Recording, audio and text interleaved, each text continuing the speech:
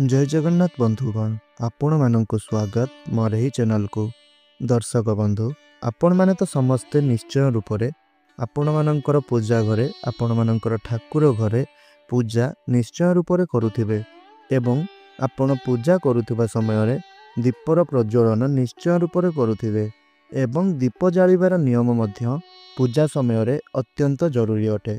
तेबे कौन आपनकु एहा जणा अछि कि जेउ दीप को आपण भगवानंकर नाम नहीं भगवानंक उद्देश्य रे जलाई थांती सही दीप आपनकु किछि भूल संकेत देउ नहीं तो कौन आपण जेउ दीप को जलाउछंती सही दीपर सलिता संपूर्ण रूप से जली जाउछि ना सेथिरे घियो एवं अधा जला सलिता रही जाउछि ना पुणी आपणकर दीपर शिखा फूल परी पड़ुछि।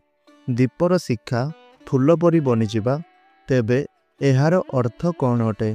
कौन आपण माने जानिछंती कि दीपर बत्ती संपूर्ण भावरे जली जिबा अथवा बळका रही जिबा एहार अर्थ कौन अटे? आपणक जीवन रे घटुथिबा समस्त प्रकारर समस्या गुड़िकर रहस्य आपण जाळुथिबा दीप सहित जोड़ा होई नाही तो कौन आपण प्रथमरु जली सारिथिबा दीपरे दीप जाळुछंती कि एवं आपणकर जळुथिबा दीप पुरुणा अटे ना नुआ?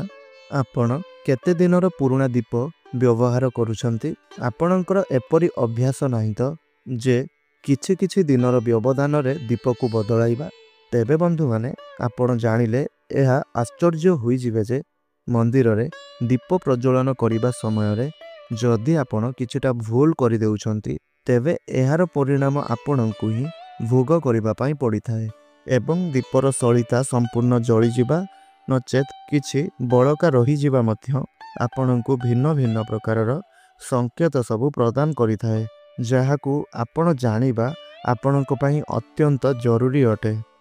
तेणु एही सबु कथा गुडी को जानिबा पई आपण वीडियोटी को स्किप न करी शेष पर्यंत निश्चय रूप से देखंतु आउ वीडियोटी को लाइक करी चैनल को सब्सक्राइब करि नियंतु।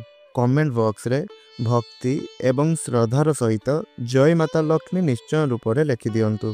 तो बंधु माने आमे माने तो पूजा करि थांती आउ बेले बेले मध्य आमर पूजा रे व्यवहार करा जाउतबा दीप लिभि जाई थाए आउ मध्य केबे केबे एपरि होई थाए जे आमे पूजा सारिबा परे दीप को भगवानंक सम्मुख रे जळुथिबा अवस्था रे ही आमे छाड़ी देई थांती परंतु किछि समय परे देखि थांती जे दीप आपे आपे लिभि जाई थाए एवं सेथिरे अधा जला सलिता एवं घियो मध्य लागी जाई थाए आउ मध्य केबे केबे तो दीप संपूर्ण रूप से जली जाई थाए आउ सेथिरे फूल बनि जाई थाए। तो एहार भिन्न भिन्न नकारात्मक एवं सकारात्मक परिवर्तन रही थाए। तेबे सबुठारु प्रथमे तो आमे एहा जानिबा जे जदि आम दीपरे फूल बनि जाउअछि तेबे एहार सीधा अर्थ कौन हुई थाए? तो एहार अर्थ हेउछि भगवान आमर प्रार्थना को स्वीकार करि नैछंती एवं से मध्य आमर पूजारे प्रसन्न होइछंती ताहा से बत्तीरे बनिथिबा फूल माध्यम रे आमको संकेत प्रदान करुछंती। जदि आपणक गृह रे दिव्य शक्ति मानकर उपस्थिति रहिछि एवं आपणक साथिरे से मध्य ईश्वरंक पूजारे ध्यान लगाउछंती तो आपणक दीपर सलितारे एकरु अधिक फूल बनि थाए एवं केबे केबे साक्षात कौनसी देवी देवतांकर रूप मध्य देखा देई थाए। तेणु जदि आपणक दीपरे फूल बनुअछि ताहेले वास्तव रे आपण अत्यंत भाग्यशाली अटंती एवं एहा सहित दीप जालिबार किछि विशेष नियम गुड़िक आपण जानि रखिबा उचित। तो बंधुगण जदि आपण दीपरे प्रथमरु जली सारिथिबा बत्तीर सेथिरे पुणी आपण सलिता रखि जाळुछंती तो एमिति करिबा द्वारा आपणकर पिछा कदापि भी दुर्भाग्य छाड़ी न थाए। जदि दीपरे प्रथमरु जली सारिथिबा सलितारे पाउंस किंबा सलिता बाकी रही अछि एवं आपण सही सबु को सफा न करी ता उपरे सलिता रखी दीप आपण जलाउछंती तेबे आपण एपरि करिबा द्वारा भगवान आपणक उपरे प्रसन्न हेबा परिवर्ते आपणक उपरे रुष्ट होई जाई थांती एवं आपणको एहार बहुत भयानक परिणाम देखिबा पई मिली थाए। आपणकर हेबाकु जाउतबा कार्य गुड़िक मध्य बिगिड़ी जिबाकु लागि थाए आपणकर व्यय अधिक हेबारे लागि थाए एवं धन प्राप्तिर समस्त रास्ता गुड़िक धीरे धीरे बंद हो जाई थाए। तेणु सर्वदा आपण एही कथाटीर ध्यान रखिबे जे जेबे भी आपण दीप जलाउछंती तो सर्वदा आपण दीप को संपूर्ण भाव में परिष्कार करी तापरे आपण दीप को व्यवहार करंतु। बंधु माने एहा सहित किछि लोक मानकर मध्य अभ्यास रही थाए जे सेमाने किछि दिनर व्यवधान रे दीप को सेमाने बदलाई देई थांती। परंतु एहा आपनकु मने रखिबा उचित जे आपण जेउ दीप को पूजा करूछंती ताहाकु आपण कदापि भी बदलाइबा उचित होई न थाए। जदि प्रत्येक दिन ईश्वरंक निकटरे कौनसी दीप जलुथाए तेबे धीरे धीरे समय सहित सही दीपटी सिद्ध बनी जाई थाए। भगवानंकर सकारात्मक ऊर्जा गुड़िक सही दीप को आसी जाई थाए एवं जेबे भी आपण सही दीप को प्रज्वलन कराई थांती आपणकर मन आपणकर हृदय प्रफुल्लित हो जाई थाए।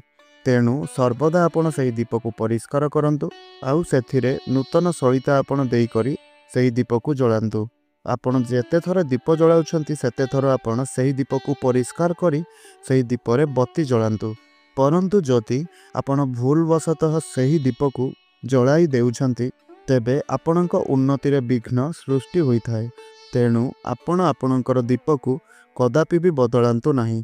आपण 10 वर्ष 20 वर्ष पर्यंत सही दीपरे सलिता जलांतु।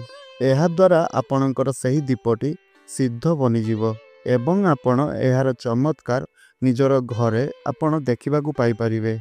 जदि आपणकर घरे केही रोगी थिबे अथवा काहारिंकर ज्वर एही भली किछि समस्या शीघ्र छाडु नथिवो तो आपण सही दीप को कौनसी पानी थिबा पात्र रे किछि समय पर्यंत रखंतु एवं सही पानी को आपण सही रोगी जनकू पियाई दियंतु। 10 रु 15 मिनिट परे तांकर सही ज्वर ओल्हाई जिवो। जदि आपणक गृह रे काहाकू नजर लागिथिबो किंबा आपणकर व्यापार वाणिज्य रे काहार खराब नजर लागिथिबो तो आपण सही दीप को पानी थिबा तंबा पात्र रे रखी छाड़ी दियंतु एवं सही पानी को नहीं करी आपण आपणकर दुकान रे छिंची दियंतु। एपरि आपण करिबा द्वारा परिष्कार भाव में एहार परिणाम आपण देखि परिबे। कारण जेतेबेले आमे लगातार भाव में कौनसी एक वस्तुर आमर पूजा घरे व्यवहार करिथाउ तो सही वस्तुटी शुद्ध बनी जाई थाए। भगवानंकर जेउ ऊर्जा रही थाए ताहा सही वस्तु गुड़िकरे सम्मोहित हो जाई थाए। तेणु केबे भी आपण निजर पूजा घरे दीपटी को बदलाइबा पई चेष्टा करंतु नहीं। जदिও आपणकर पूजा दीप भांगी जाउछि अथवा खराब हो जाउछि अथवा आपणकर दीप खंडित हो जाउछि तेबे सही समय रे आपण निजर दीप को बदलाई पारिबे। परंतु तथापि भी आपण सही दीप को फुपाड़ी दियंतु नहीं बरं एहाकू आपण निज गृह रे जत्नर सहित रखंतु। काहींकिना एहा भगवानंकर सकारात्मक ऊर्जार भंडार होई थाए। जदिও आपणकर सलिता संपूर्ण भाव में जळु नाही दीपरे घिओ बलका रही जाउछि तेबे एहार अर्थ आपणक गृह रे बेमारी बास करिथाए आउ आपणक गृहर सदस्य माने एथिपई कष्ट भोग करिथांती। तेणु सलिता संपूर्ण रूप में न जलिबा पर्यंत आपण दीप को जगी रहिबा उचित। काहींकिना एहा आपणकर उत्तम स्वास्थ्य सहित जड़ी हुई रही थाए। जदिও आपण ठाकुर घरे दीप जालुछंती आउ सही दीपटी जेमिति संपूर्ण भाव में जले सेथिप्रति आपण ध्यान रखंतु एवं जेतेबेले आपण कौनसी एक मंदिर को जाउछंती सेतेबेले बा सेठारे आपण जेतिकी समय रही पारिबे सही हिसाब रे आपण दीपरे घिओ प्रदान करंतु आउ आपणकर घिओ समाप्त होई करी सलिता शेष हेबा पर्यंत आपण सेठारे सही दीपटी को जगी करी रुहंतु आउ एहा आपण आपणकर नजर रे रखुथिबे जेपरि सही दीपटी लिभि न जाए। काहींकिना जदि दीपटी अधारु लिभि जाए तेबे एहा आपणको बहुत अशुभ संकेत गुड़िक प्रदान कराई थाए। तेणु जदि भूल रे भी केबे आपणकर दीप लिभि जाउछि तेबे आपण ईश्वरंक निकटरे निश्चय रूप में क्षमा प्रार्थना करंतु एवं पुनर्बार आपण सही दीपटी को प्रज्वलन करंतु। तेबे एही कथाटी मन रखिबे जहाँकि बहुत गुरुत्वपूर्ण कथा अटे किंतु बहुत व्यक्ति विशेष माने एही कथाटीर ध्यान रखि नथांती भूल करिथांती।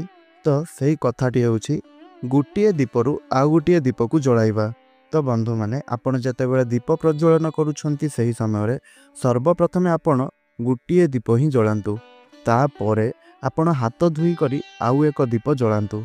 गोटिए दीपरु आउ गोटे दीप को केबे भी आपण जलांतु नहीं। आउ जेतेबेले आपण दीप जलाउछंती बिना आसन रे दीपटी को तले रखंतु नहीं।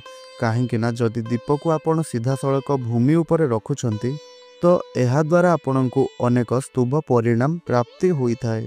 सेथिपई आपण दीप तले सबु बेले किछि अक्षत रखंतु नचेत मुरुज पकांतु। किछि न पाइले आपण गुटिए फूल किंबा गुटिए पत्र उपरे आपण दीपटी को जलांतु। सेमिति सीधा सड़क भाव में भूमि उपरे दीप को रखिक ताहाकू जला जाई न थाए। एहा द्वारा आपण को दीप जलाइबार कौनसी प्रकार भी शुभ फल प्राप्ति होई पारि न थाए।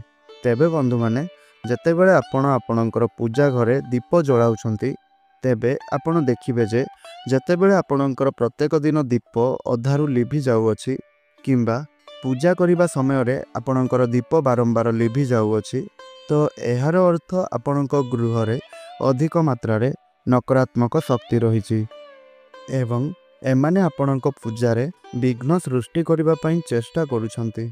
बंधु माने गुटिए वातावरण रे केवल गुटिए ही शक्ति रही पारिबो, ताहा नकारात्मक हेउ किंबा सकारात्मक हेउ।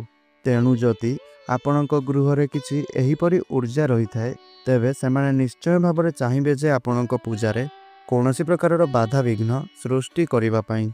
काहेकि ना जदि आपण ईश्वरंकर कृपा प्राप्ति करि नेउछंती तो आपणक गृह रे नकारात्मक ऊर्जा संपूर्ण रूप से नष्ट होई जिवो। सेही कारणरु सेमाने आपणक पूजा रे बाधा विघ्न सृष्टि करिबा पई चाहिथांती, जहार प्रभाव कारणरु आपणकर दीप संपूर्ण भाव में जली न थाए किंबा आपणकर दीप बारंबार लिभि जाई थाए।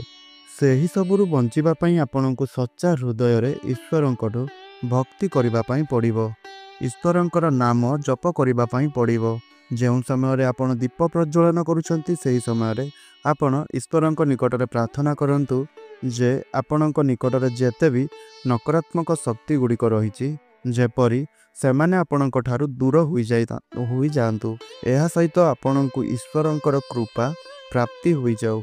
आउ एही सबु ठारु बंचिबा पई जेबे भी आपण दीप जलाउछंती तेबे दीप चारिपटे आपण गंगा जल रे एक गोल प्रस्तुत करि नियंतु। आउ ता मझिरे आपण दीप को रखी करी जलांतु।